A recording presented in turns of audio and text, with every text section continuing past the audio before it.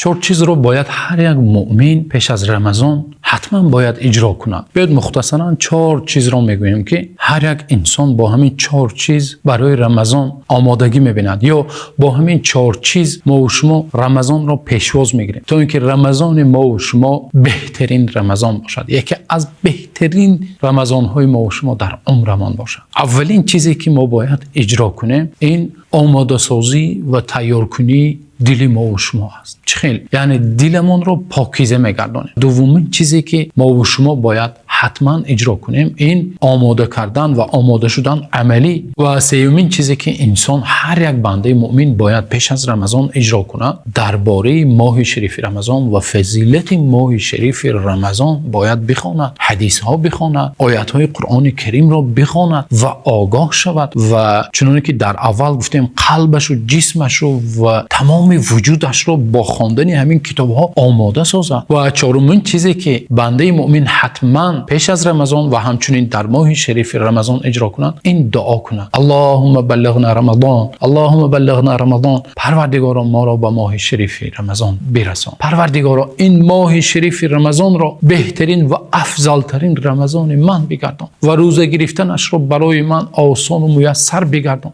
و بر طاعت و عبادت خودت پروردگارا ما را موفق بگردان.